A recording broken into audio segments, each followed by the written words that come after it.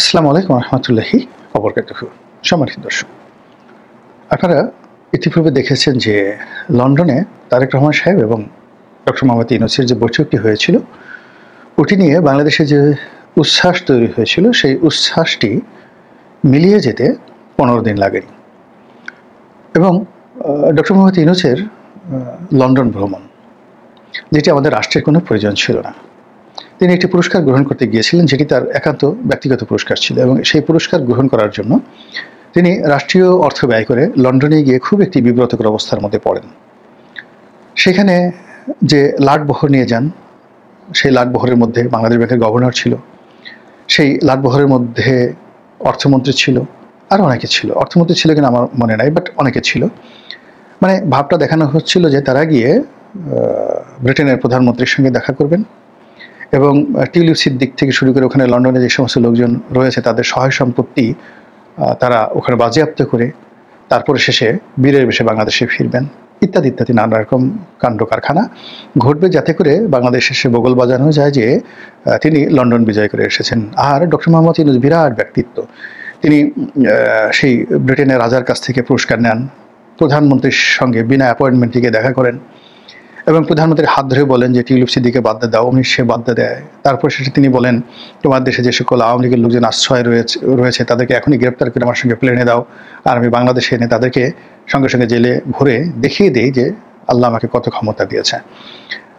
তো তার সে আশার গুড়ে বালি পড়েছে, তিনি লন্ডনে গিয়ে কিছুই করতে পারেননি, উল্টো নানাভাবে অপদস্থ হয়েছেন। এবং ওই সময়টিতে আওয়ামী লীগের লোকজন তার বিরুদ্ধে যে উল্লাস নৃত্য করেছে এবং তাকে অপদস্থ করার জন্য যে উদম তাণ্ডব চালিয়েছে, সেটা দেখে আসলে ডক্টর মোহাম্মদ ইউনূসের জন্য, বিশ্বাস করেন, আমার খুব মায়া হয়েছে। তার সঙ্গে অন্যান্য যারা গিয়েছেন তাদের জন্য মায়া হয়েছে এবং এখনও হচ্ছে।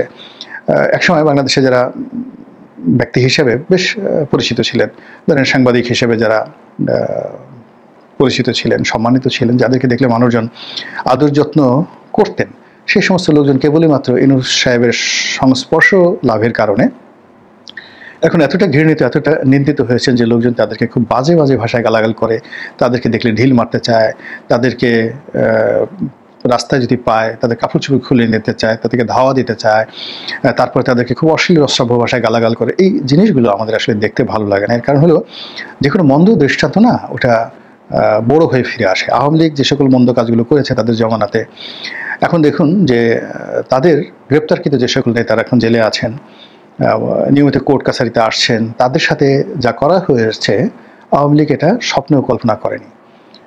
আবার এখন যে সকল কর্মকাণ্ড আওয়ামী লীগের লোকের সাথে করা হচ্ছে, আগামীতে এখন যারা এই সমস্ত কর্মকাণ্ড করছেন তাদের জন্য কতটা ভয়াবহ এবং নির্মম পরিণতি অপেক্ষা করছে তা আমরা এই মুহূর্তে বলতে পারছি না। তবে এখন যা কিছু দেখছি এটি অতীতে কখনো হয়নি। অতীতে শেখ হাসিনা দেশের বাইরে গেছেন, বিএনপির যারা লোকজন রয়েছেন তারা সেখানে বিদ্রোহ করেছেন, বিপ্লব করেছেন, বিক্ষোভ প্রদর্শন করেছেন, লন্ডনে করেছেন, আমেরিকাতে করেছেন, এবং আমেরিকাতে যখন ওয়াশিংটন ডিসিতে করেছেন, নিউ ইয়র্কে করেছেন, তখন লন্ডন থেকে শত শত মানুষ গেছেন শেখ হাসিনাকে অপমান করার জন্য।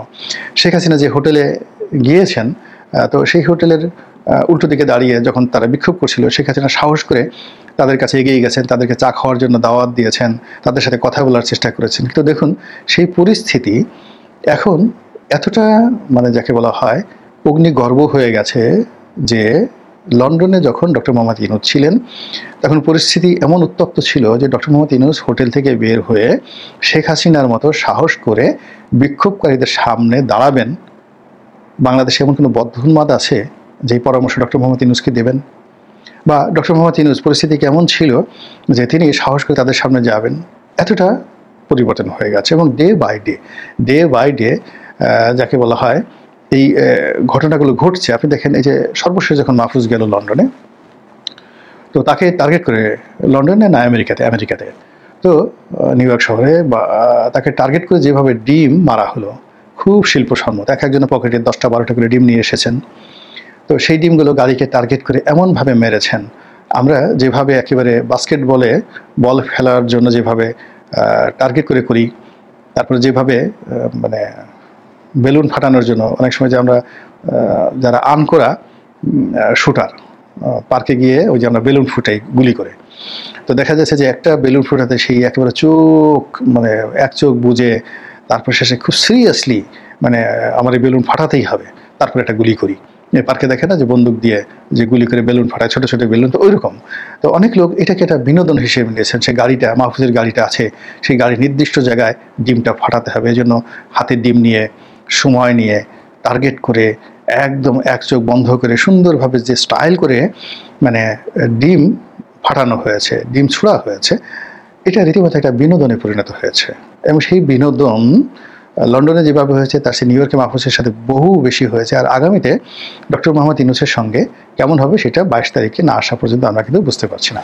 তো যেটা বলছিলাম যে ডক্টর মোহাম্মদ ইউনূস একটা ইলিউশনের উপর থেকে, অর্থাৎ কল্পনার উপর ভেসে বা নিজেকে অতি মূল্যায়ন করে তিনি যেভাবে গত 1 বছরে ব্যাটিং করার চেষ্টা করেছেন, প্রায় তার সব ব্যাটিংগুলো হিতে বিপরীত হয়েছে। তিনি ফ্রান্সের প্রেসিডেন্টের সঙ্গে তার ব্যক্তিগত সম্পর্ক নিয়ে তিনি যতটা আশাবাদী ছিলেন, তিনি জলবায়ু সম্মেলনে যেতে পারেননি বা যাননি এই কারণে যে তাকে সেই প্রেসিডেন্ট একটা ব্যক্তিগত বৈঠকের সুযোগ দেয়নি। তিনি যেভাবে আশা করেছিলেন নরেন্দ্র মোদীর উপর প্রভাব বিস্তার করবেন, তার হাতটা জড়িয়ে ধরবেন এবং শেখ হাসিনার বলয় থেকে তাকে ছাড়িয়ে নিয়ে আসবেন, সেই নরেন্দ্র মোদীর সঙ্গে তিনি পার্সোনালি কোনো বৈঠক করতে পারেননি। অভিমান ভাঙাতে দূরের কথা, যতটুকু হয়েছে তাতে করে তার আরও মান সম্মান নষ্ট হয়েছে। তো এইভাবে তিনি একের পর এক কাণ্ড করে যাচ্ছেন। তিনি দুবাইতে গিয়ে দুবাইয়ের আমিরের সঙ্গে দেখা করার চেষ্টা করেছেন, অথচ বাংলাদেশ থেকে প্রচার করা হয়েছিল যে তিনি এক টেলিফোন করে আমিরকে টেলিফোন করে সমস্ত বাংলাদেশিকে ছাড়িয়ে এনেছেন। তো তাই যদি হয় তাহলে দুবাইয়ের আমিরের তো বাংলাদেশে আসা উচিত, কিন্তু তিনি যখন দুবাই গেলেন তখন দুবাইয়ের আমিরের সঙ্গে, শাসকের সঙ্গে, প্রেসিডেন্টের সঙ্গে বা আবুধাবির কোনো শাসকের সঙ্গে তার দেখা সাক্ষাৎ হয়েছে এরকম কোনো ঘটনা কি আপনার জানা আছে? নেই। তো এরকম মানে অদ্ভুত অদ্ভুত সব কাণ্ড তিনি করে যাচ্ছেন, বা তার যারা লোকজন রয়েছেন তারাও অদ্ভুত অদ্ভুত কাণ্ড করছেন, যেটা আমরা তাদের কাছে আশা করছি মানে কখনো করিনি। তো যেটা বললাম যে তারা যে কর্মকাণ্ড করছেন তার সঙ্গে আবার পাল্লা দিয়ে এখন দেশের যে প্রধান রাজনৈতিক দলগুলো ঠিক ওইরকম অনেকেই সেরকম ভাড়ামো শুরু করেছেন। বিএনপি ভাড়ামো করছে, জামাত ভাড়ামো করছে, ছোট ছোট যারা রাজনৈতিক দল, যারা একটা ইউনিয়ন পরিষদের চেয়ারম্যান হতে পারেন না, সেই সমস্ত লোকজন এখন জাতিকে সবক দিচ্ছেন কী করে পিআর হবে, কী করে সংবিধান হবে, কী করে জাতীয়তাবাদ রচিত হবে, কী করে বাঙালি জাতীয়তাবাদকে কবর দিয়ে বাংলাদেশের জাতীয়তাবাদ, ইসলামের জাতীয়তাবাদ চালু করতে হবে, কিভাবে 1947 থেকে বাংলাদেশের নতুন ইতিহাস তৈরি হবে। এই ভাড়ামোগুলো এই সময়টাতে শুরু হচ্ছে। তো সেই দিক থেকে লন্ডনের যে বৈঠকটি হলো, সেই বৈঠকটি একটা one of the greatest mistake of BNP আমার কাছে মনে হয়েছে। এবং সেই দিন থেকে বিএনপির যে মেরুদণ্ড বা বিএনপি সম্পর্কে সরকারের যে ভয়, সেই ভয়টা কেটে গেছে। বিএনপিকে যে কেনা যায়, বিএনপিকে যে পাওয়া যায়, বিএনপিকে ইচ্ছা মতো ডাক দিলে বিএনপি চলে আসে, আবার বিএনপিকে তাড়িয়ে দিলে বিএনপি রাগ করে না, আবার ডাক দিলে চলে আসে, এটা আলটিমেটলি সরকার কিন্তু বুঝে গেছে। আমরা যেটা দেখেছিলাম যে ইতিপূর্বে নাকি 7-8 বার চেষ্টা করা হয়েছিল ডক্টর মোহাম্মদ ইউনূসের সঙ্গে দেখা করার জন্য বিএনপির শীর্ষ নেতৃবৃন্দ ঢাকাতে, তো উনি দেখা দেননি। কিন্তু পরবর্তীতে যখন তিনি বিপদে পড়লেন, বিএনপিকে যখন ডাকলো, বিএনপি অমনি হুড় করে সেখানে চলে গেল। অথচ বিএনপি বলতে পারতো যে না, আপনার সাথে 6-7 বার আমরা দেখা করতে চেষ্টা করেছি, আপনি আসেননি, তো আপনার সঙ্গে দেখা হতে পারে, but not in your office, come to our office, আমাদের অফিসে আসেন, অসুবিধা কী? আপনি এত জায়গাতে যান, তো বিএনপির অফিসে গেলে অসুবিধা কী? এই কথা বিএনপি বলতে পারেনি। দ্বিতীয়ত, যেভাবে একটা ভাইব তোলা হয়েছিল তারেক রহমান সম্পর্কে, যে তিনি ভবিষ্যৎ প্রধানমন্ত্রী, জিয়াউর রহমানের অনুলিপি, কার্বন কপি, এবং আগামীতে তার নেতৃত্বে বাংলাদেশে একটা বিরাট যাকে বলা হয় সম্ভাবনা তৈরি হবে, গণতন্ত্রের একটা সূতিকার হিসেবে তিনি আসবেন, অবিসংবাদিত নেতা হিসেবে আসবেন। কিন্তু ডক্টর মোহাম্মদ ইউনূসের সঙ্গে তার যে বৈঠকটি, সেই বৈঠকটি তারেক রহমান সাহেবকে রীতিমতো এমন একটা জায়গাতে নিয়ে গেছে। এখন তারেক রহমান সাহেব, মির্জা ফখরুল সাহেব, সালাউদ্দিন সাহেব, এই তিনজনের মধ্যে বেসিক্যালি কতটুকু পার্থক্য রয়েছে ডক্টর মোহাম্মদ ইউনূসের সঙ্গে বৈঠকের ক্ষেত্রে, এটা আমরা আলাদা করতে পারছি না। আর ডক্টর মোহাম্মদ ইউনূস, তারেক রহমান সাহেব, সালাউদ্দিন সাহেব, মির্জা ফখরুল সাহেব, তারপর শেষে বিএনপির অন্যান্য যারা নেতৃবৃন্দ রয়েছেন, গয়েশ্বরবাবু, নজরুল ইসলাম খান, ডক্টর মঈন খান, তাদের মধ্যে তিনি কাকে গুরুত্বপূর্ণ মনে করেন সেটা এখন প্রশ্ন সাপেক্ষ। অর্থাৎ তিনি যার দিকে হাসি মুখে তাকাচ্ছেন তার জীবনে পূর্ণিমা চলে আসছে। তো লন্ডন বৈঠকের পরে আসলে এরকম একটা পরিস্থিতি তৈরি হয়ে গেছে, ডক্টর মোহাম্মদ ইউনূস উপরে উঠেছেন, বিএনপি নিচে নেমেছে। অন্যদিকে এই লন্ডন বৈঠকের ফলে যেভাবে জামাতের একটা ভাইব ছিল, মনে করা হতো যে জামাত সরকার চালাচ্ছে, ডক্টর মোহাম্মদ ইউনূসকে যা বলবে তাই তিনি শুনবেন। তো সেই জামাতের যে গুরুত্ব যমুনাতে এই লন্ডন বৈঠকের মাধ্যমে ক্ষতিগ্রস্ত হয়েছে। ফলে লন্ডনে তারেক সাহেবের সঙ্গে ডক্টর মোহাম্মদ ইউনূসের যে বৈঠক, এটা ছিল ডক্টর মোহাম্মদ ইউনূসের একটা হাই লেভেল ডিপ্লোম্যাসি, এবং সেই ডিপ্লোম্যাসিতে তিনি জয়লাভ করেছেন। বিনিময়ে বিএনপি এবং জামাতের সর্বনাশ তিনি ঘটিয়ে দিয়েছেন লন্ডন বৈঠকের মাধ্যমে। আর আওয়ামী লীগের দ্বারা, তারপরে ব্রিটিশ সরকার দ্বারা, টিউলিপ সিদ্দিকী দ্বারা তিনি যে বিব্রতকর অবস্থার মধ্যে পড়েছেন, সেই বিব্রতকর পরিস্থিতিকে তিনি ভুলিয়ে দিতে পেরেছেন এই দুটো দলকে মোটামুটি একটা রামধরা খাইয়ে। এখন দ্বিতীয়বার আবার তিনি বিএনপি এবং জামাতকে রামধরা দিতে যাচ্ছেন, একই সঙ্গে এনসিপিকে। গতবার তো এনসিপিকে দেওয়া হয়েছে পরোক্ষভাবে, জামাতকে আর বিএনপিকে ডাইরেক্টলি, আর ইনডাইরেক্টলি এনসিপিকে। তারেক রহমান সাহেবের সাথে আলাদা বৈঠক করে এনসিপিও রাগ করেছিল, কিন্তু এইবার যেটা হলো, এই তিনটি দলকে, এনসিপিকে, বিএনপিকে এবং জামাতকে একসাথে ত্রয়ী করে রামধরা দেওয়ার জন্য তিনি সেই নিউ ইয়র্কে যে তার জাতিসংঘ মিশন, সেই মিশনের যে সফরসঙ্গী করেছেন রাজনৈতিক দলের নেতাদেরকে, এই সফরসঙ্গী করার মাধ্যমে এই তিনটি দলের যে অবশিষ্ট ইমেজ ছিল, সেই ইমেজটি এখন হাস্যকর পর্যায়ে, অগুরুত্বপূর্ণ পর্যায়ে, এবং জনগণের সামনে আগামীতে উঁচু কথা বলার মতো ভবিষ্যতে এদের আর কোনো অবস্থা থাকবে না, এরকম একটা পরিস্থিতি তৈরি করার জন্যই মূলত তিনি তাদেরকে আমেরিকায় নিয়ে যাচ্ছেন। এখন এটা তিনি নিয়ে যাচ্ছেন নাকি এনসিপি, জামাত এবং বিএনপি তারা যুগপৎভাবে সেখানে যাচ্ছে, এটা আমরা বলতে পারবো না, কিন্তু এগুলি নিয়ে কিন্তু বাংলাদেশে প্রচুর সমালোচনা হচ্ছে। দ্বিতীয়ত, আমেরিকাতে যাওয়ার পরে তাদের জন্য যে পরিণতি অপেক্ষা করছে, বা সেখানে যে কি ঘটনাগুলো ঘটবে, এখন বাংলাদেশের একেবারে রাস্তার একটা চা দোকানদারও মুখস্থ বলে দিতে পারে যে এই ঘটনাগুলো ঘটবে,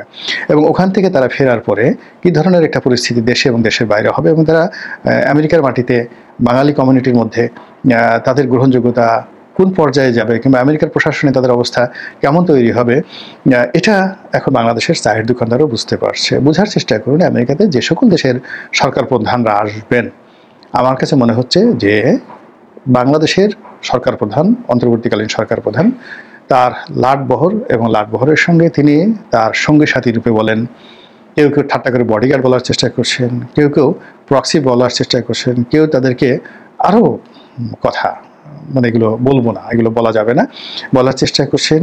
তো এদের আমেরিকাতে গমনের ফলে ওখানে যে নাটক মঞ্চস্থ হবে, যে দৃশ্য রচনা হবে, এবং ওখানে যে কৌতুক হবে, ক্রিয়া হবে, পুতুল নাচের ইতিকথা রচিত হবে, তা পুরো নিউ ইয়র্ক পুলিশ ওই এলাকার বাসিন্দাদেরকে যে বিনোদন দেবে, তার সঙ্গে সঙ্গে বাংলাদেশকে যে একটা ঐতিহাসিক বিনোদন দেবে, সেই বিনোদনের ফলে যারা এখানে খেলবেন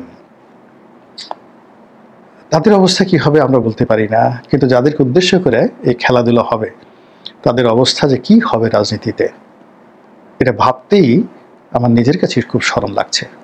মহান আল্লাহ আমাদের সবাইকে হেদায়েত দান করুন এবং হেফাজত করুন। আসসালামু আলাইকুম।